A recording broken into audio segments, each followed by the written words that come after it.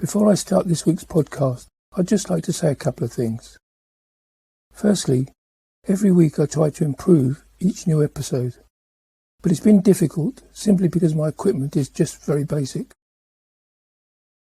Well, equipment, that's a bit of an overstatement, as I record everything on my old Motorola phone.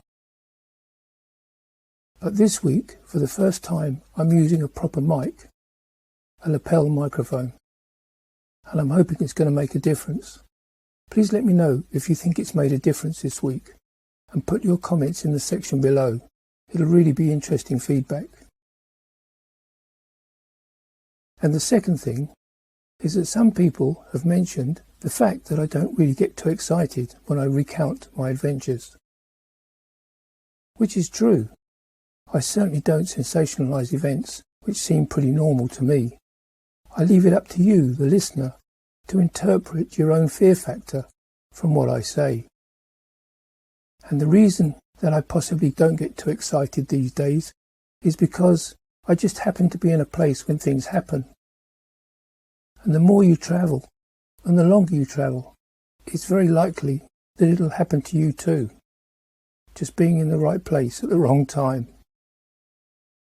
And I've been lucky to have seen and survived several things. Such things as being in several earthquakes or minor tremors.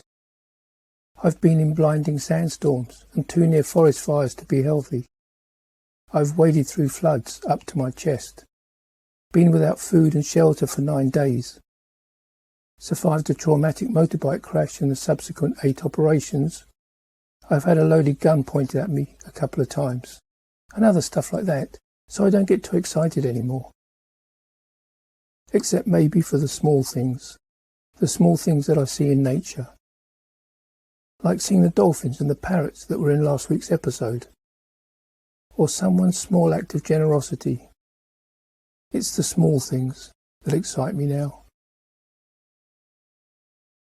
Okay, let's get on with the podcast. For me, Tabatinga just oozed hostility. And as I walked through the shantytown and up from the river, I was moving from 2 Spanish-speaking countries now and entering one that only speaks Portuguese, where people seem unwilling to even try to understand. I know my Spanish isn't good, but my Portuguese is non-existent. I only know 3 words in Portuguese, so communicating may be more difficult from here on in. Except for Ben, his girlfriend and myself, there was nobody else at the Peruvian immigration office this morning on Santa Rosa Island. So it's possible that I'm the only foreign backpacker in town today. And as I went to ask someone directions, they just pointed up the short hill and out of the shantytown before I even said a word. And after a long walk with my heavy backpack on that hot and humid day, I finally ended up at the terminal for all the ferry boats that docked at Tabatinga. And milling around in the narrow street outside were what looked like a cross between ticket touts and gang members. Lots of them. And earlier, when I said terminal, it makes the place sound glamorous, but it wasn't. It was functional. Because it was just a big, basic building with open sides and a roof. And as I walked in from the bright sun, I saw that against the wall in front of me was a row of seats full of waiting passengers, with their luggage stacked around their feet. And at a glance, I'd say there was about 20 or so people waiting, and they looked really insignificant in such a large warehouse-type building, designed to carry hundreds of people, and not a foreign traveller to be seen. And to my right, from the wide open entrance, was a table with 2 women sitting at it, selling boat tickets. I went over and spoke to one of the ladies at the table. She told me that a boat ticket was 200 Brazilian reales, and I didn't expect it to be so expensive. So I asked her, "What time does the boat leave?" "In about 2 hours," she said. I also took the opportunity to ask her where the immigration office was, so I could get officially stamped into Brazil. I assumed the office would be nearby. Logically, they usually are. But how wrong was I? It was a couple of kilometres away, on the east side of the city, part of the police headquarters. So still lugging my backpack with me, I turned around, stepped back outside again and back into the hot sun, and into a horde of motor taxi drivers, all offering to take me to the police headquarters. It was possibly the smallest immigration office I've ever encountered in all my years of travelling. It didn't take many people to fill it up. 3 comfortably, 4 at a push, hence all the people hanging around outside. And just one young officer processing a lot of people for different things. And most of the people there were paying fines for something that I couldn't work out. After a while, the officer stopped calling individual names and asked if anybody needed a visa. I immediately put myself forward, and while he went through my details, we had a good chat about travelling. His English was good. "And what was I going to do in Brazil?" he asked. This is a question you get asked all the time at different entry points around the world. What are you going to do when you come into my country? It's almost as though you're going to say, well, I'm going to rob banks and run drugs, but that's not what they want. So you make sure you know the places that everybody sees and goes. They just want to know you're going to spend your money and have a good time being a tourist. As I kept one eye on the time, because in these scenarios, you can get caught up and time can just evaporate. And all the time I was hoping he'd just stamp me in so I could get back and I wouldn't miss my boat. I watched his hand reach slowly over towards the rubber visa stamp. He pushed it hard down on the ink pad and then smashed it down onto my passport, and I was on my way. And on my way out of the door, there were 2 backpacking German girls, who I had a quick chat with and asked them about places to change money. They didn't know. But I asked them where they were going. And they were travelling into Colombia, through Leticia, they told me. Which I hadn't realised, but it was just down the road, about 4 kilometres down the road.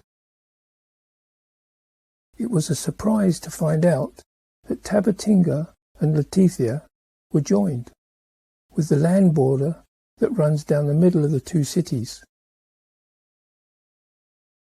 And at that, a local Brazilian guy overheard me ask about changing money, and said there were places about 3 kilometres on the west side of the city, near the land border for Leticia. "And you see that girl over there?" And he pointed towards the road. "She'll take you." "Really?" I said. Yeah, she's a motor taxi." She was, and she did. The reason why I was so surprised is that she looked glammed up in a miniskirt, blouse and red fingernails. Anyway, we rode across town and I changed my money. Another place that was full of dodgy looking characters, but that's not unusual around these types of businesses abroad. And then back to the port, and all that took about 90 minutes. This time I went inside to buy my ticket, and to my surprise, the place was full. With a lot more people now, the place was really busy. Mainly local Brazilians and other South Americans, but also with some foreign travellers too. A mixture of backpackers and suitcase pullers and flash packers. And also with about half a dozen soldiers in camo gear just milling around, their assault rifles held casually in their arms across their bodies. I bought my ticket, and in hindsight I realise now that the 200 reales was a really great price, because that's about 30 euros.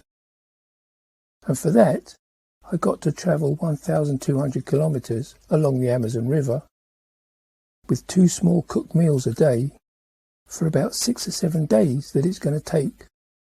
That's awesome value for money.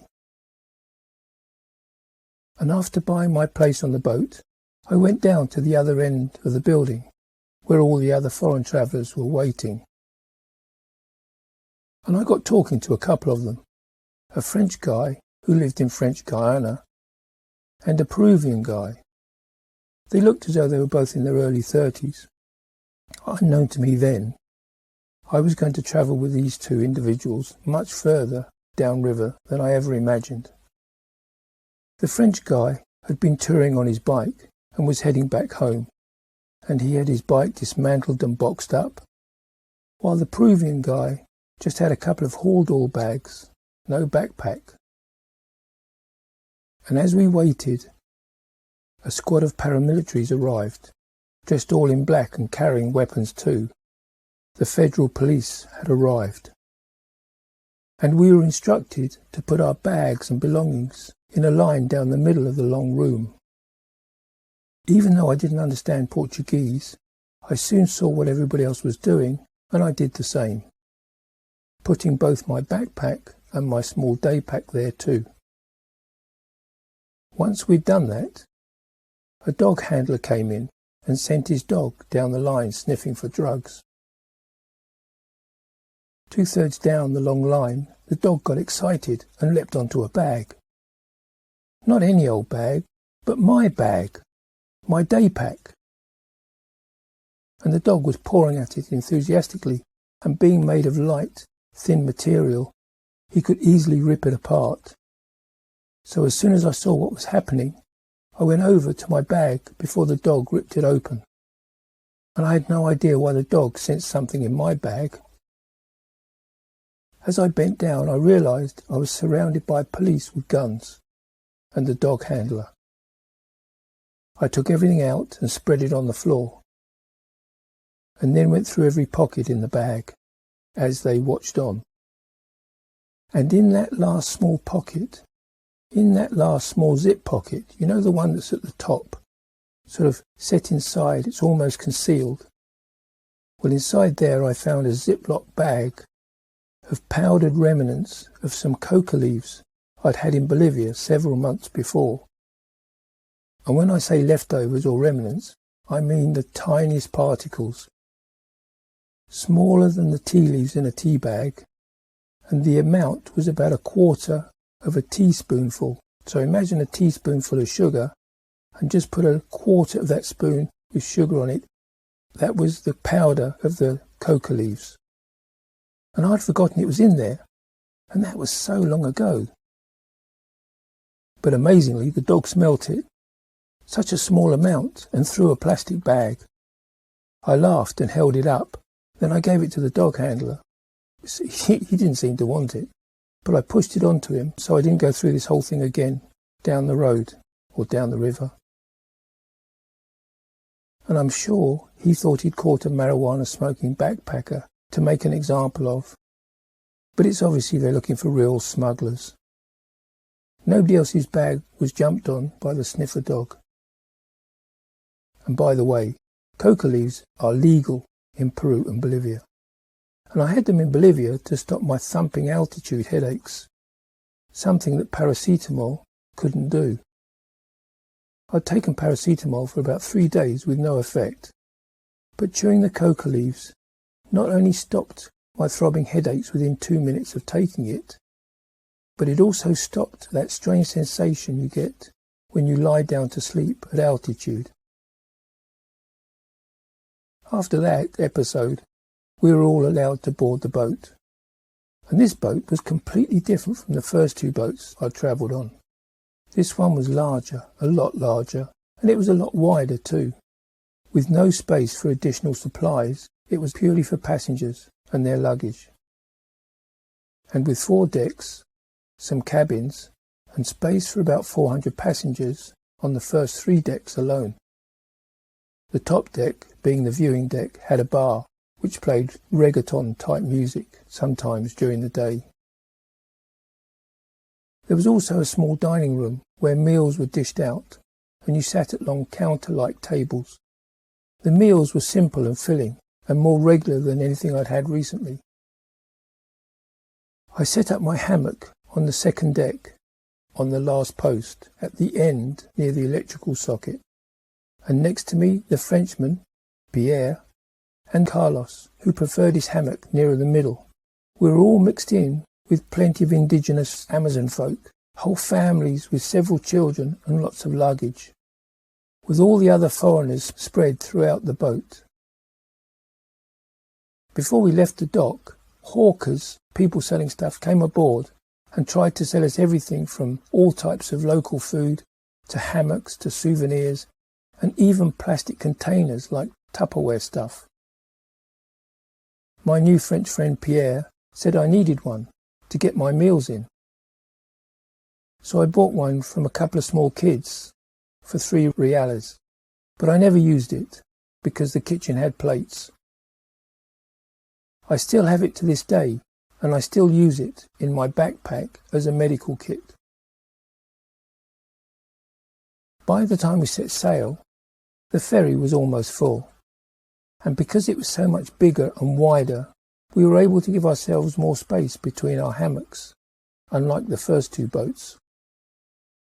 And again, I cable-locked my backpack to the post, went up onto the top deck as we sailed away from Tabatinga to start our next leg down the Great Amazon River. But the friendliness of the first 2 boats seemed to be missing in this one, and I sensed that this trip was going to be a different one. After about 4 hours, we pulled into our first port of call, Benjamin Constant it was called, to pick up more passengers. And along with the gaggle of new passengers was the food sellers and the obligatory paramilitaries who stood on the dock watching on. And as we headed back downriver, we stopped several times at large towns, and even more passengers came aboard. Most people boarding were families with children and lots of luggage. Then suddenly, 2 days into our journey, we found ourselves surrounded by federal police on all the decks. We'd been raided. The same type of police that were at Tabatinga, and they boarded our boat midstream and swarmed through all the decks at the same time. They shouted loudly and aggressively for everybody to stand still. These guys were serious, and they weren't fucking around. Then they shouted the order to stand by your hammock, first in Portuguese, then in Spanish, then English. And there were so many police that they basically surrounded and isolated every deck instantly and stopped all the passengers in their tracks. A perfectly executed raid. And this was no joke, this was for real. As we all stood silently by our hammocks, the police officers without automatic assault rifles searched every hiding place you could imagine, and they knew every tiny space where someone could hide something on that boat, and some places that you wouldn't have dreamt of. Holes so small that you could just about fit your little finger inside, that they searched with a torch. And it was obvious they were looking for drugs, or narcotics, whatever you want to call it. I'd already got my passport out, ready to show any of them if they asked. And I noticed the French guy too, holding his ID card. And I watched as they went through certain passengers' belongings. Then a police officer came onto our deck and started checking people's documents. When they got to us, he just glanced at Pierre's ID and gave it back with a smile. Was Pierre a policeman, I wondered? And he really didn't look closely at my passport either, and handed it back to me with a smile, and I smiled back. That was strange, I thought, considering how they were treating everybody else on the deck. And I did wonder at one point, right at the beginning, if this was just a training exercise. But they were overly intimidating, and I think the raid had 3 purposes. 1, to find any drugs. 2, to scare the shit out of anybody thinking of smuggling drugs down the river. And 3, maybe it was a training exercise for new recruits. Why do I think that? Well, because if they were really serious about finding drugs on board, all they needed was a dog or 2. and they would have found anything if it had been there. Even if the police knew every hole and way of hiding drugs on the boat, a dog's ability to sniff things out is about 40 times greater than a human. And dogs can sniff out anything, even the smallest amounts. I mean, just look at my experience that day at Tabatinga in the ferry terminal. And the end of the raid coincided with us stopping at another dock. And as quickly as they appeared, they disappeared. And I was still surprised at the way they treated us compared to the other passengers on our deck. I said as much to Pierre. He said it was possibly because he showed the police officer his military ID card. Well, that was it. And as I was holding my camouflage bush hat, the police officer possibly thought we were both old soldiers. Anyway, whatever it was, we didn't get turned over as some of the others did. And apparently they come down heavily on the Colombian, Peruvian and Bolivian passengers more than anybody else, as they suspect them all of being drug smugglers. And so I went up to the top deck to get some fresh air, and that's when I realised we'd just stopped at the headquarters of the Federal River Police to drop them off. A strange-looking place, half in the jungle and half on the river, and painted grey. I'd imagine that they raid all boats that come past to scare the would-be drug dealers coming in from Colombia and Peru. Now our daily routines were moulded around the meal times, sleeping and general socialising on the top deck. Most conversations were just casual and short, and I got to know Carlos, the Peruvian guy, a little more. And I think I understood what he said. And in his job, he rides around farms on his motorbike, like a man from the ministry. And back in the flow of the river, we stopped at lots of other towns along the way, dropping off people as well as picking up new passengers. And over several days, I started to get to know Pierre a bit better too, as his story slowly unravelled. But here's the short version. Apparently, his French parents lived in Colombia, but were massacred by the FARC rebels years earlier when he was a young boy. After that, he was sent back to France to stay with family and complete his education. Then later he joined the military and became a soldier, seeing a lot of action, finally getting shot up by machine gun fire that almost killed him, and having multiple operations to repair his mutilated abdomen, he told me. But unfortunately later on he got septicemia, which is blood poisoning, and was rushed to hospital, nearly dying yet again. And he was so lucky to be alive. But he's one tough dude. Something I've noticed since I've been in Brazil is that there's less visible animals and birds about, a lot less wildlife in general. They're either hiding or they're just not there, as they were in Peru. Wildlife doesn't have boundaries and borders like us, but there are things that stop them living in certain areas. We continue to cruise downriver, which now is incredibly wide in some places, so wide you can't even see the riverbanks. And almost every day now, there are more and more massive storms around us, a lot more than before, and we're being drenched by them as well. And for me, the Amazon rainforest has the biggest and most spectacular rainstorms that I've ever seen anywhere in the world. And as these days passed, the rainforest slowly gets thinner and the trees shorter as we near Manaus, as large areas are completely clear of trees, used as pasture for cattle. Towns were bigger and more prosperous too, and the river was busier with lots of different types of boats, with still the small wooden canoes and skiffs, but also crafts hauling logs and supplies up and down the river, and with fast river taxis that were darting around everywhere.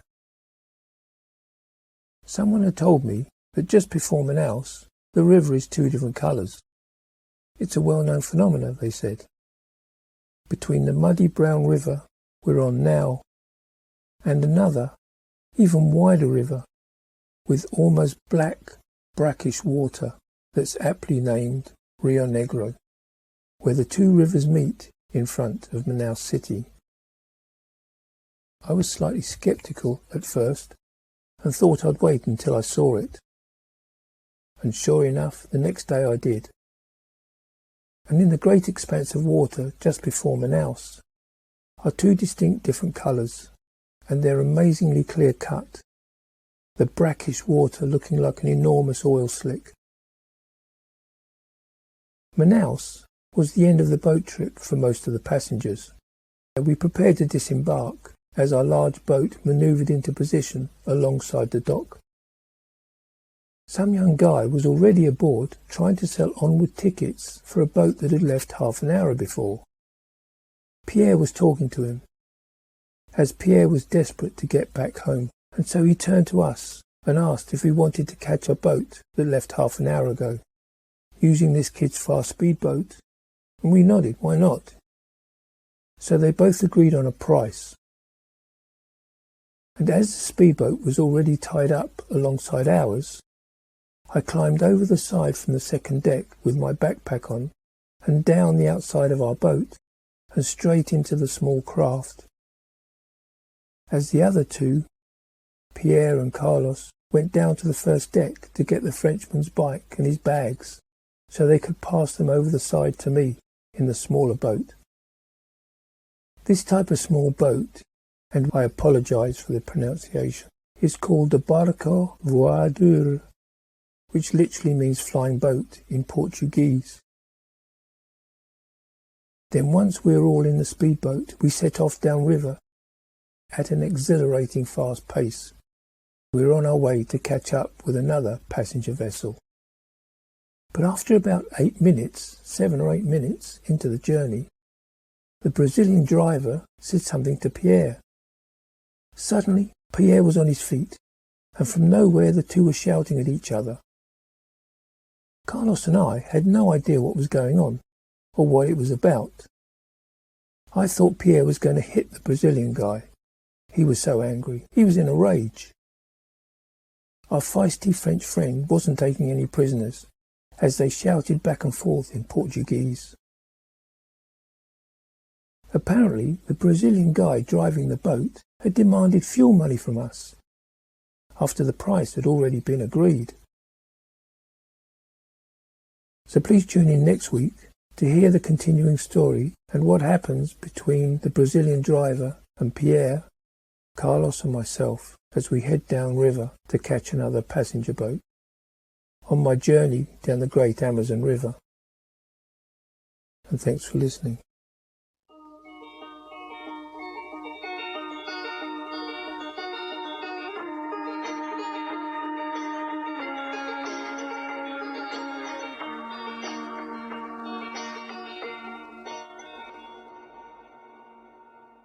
And please remember, the same road can be travelled 1,000 different ways, so get out there and make it your own.